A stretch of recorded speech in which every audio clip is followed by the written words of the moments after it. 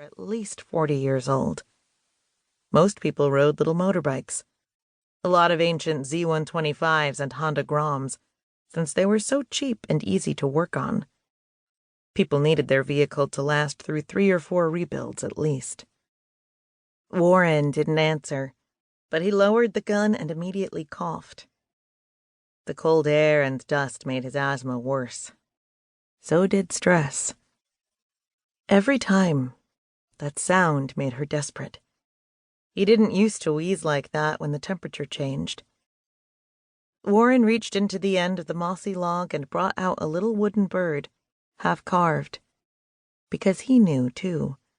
They couldn't go home while that man was here.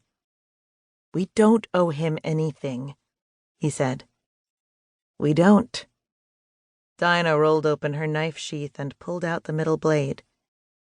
Him taking the garage in town had settled their debt. Gabriel Gates wasn't a bank, just a local farmer whose family had been here for 5 generations, same as most. But her mother had been crying some nights, for months, and she wouldn't say why.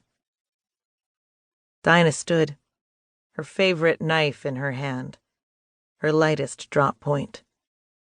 All her knives were single-piece and double-edged, but this one was her favorite for throwing. Good aim took constant practice, and if she imagined the tree was a man, a very specific man, her aim improved. Usually she imagined this pin oak was her father, and she threw those blades until her arms ached. Today, she was picturing Gabriel Gates. But it didn't really matter. This tree was a skeleton man, and her knife would turn him from skin and blood into bones. She was distracted enough for the blade to strike and bounce instead of sink. She shook her head once, hard, and pulled out a second knife. Her blades weren't true throwing knives, but she needed them for more than target practice. She balanced the blade and her body, and she whipped the knife into the air. It split tree bark and held. Warren grinned. "There you go." His coat was too big, and he looked younger than 11 in it. It only belonged to him because it no longer belonged to their father. Warren's gaze strayed again through the trees to their house.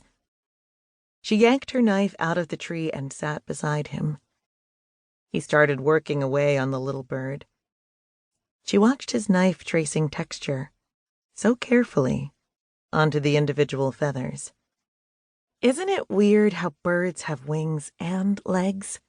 he said. "Like, they can hop around on the ground, but they can also fly high up if they want. Which would you rather have, wings or legs?"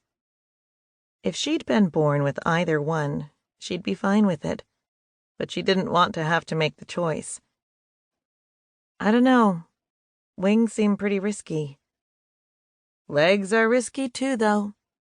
Warren flipped the bird over and started working on the other wing. A door banged. Gates strode out to his truck, but they could barely see him around the corner of the house. He was thin-faced and broad-shouldered, and in those suits he always wore, just a bit too long. He looked like a skeleton pretending to be human. Warren pulled his gaze away from Gates back to her. Her brother's gray eyes were just like their mom's. Deep, intelligent, scared, trying to figure out a world that didn't want him.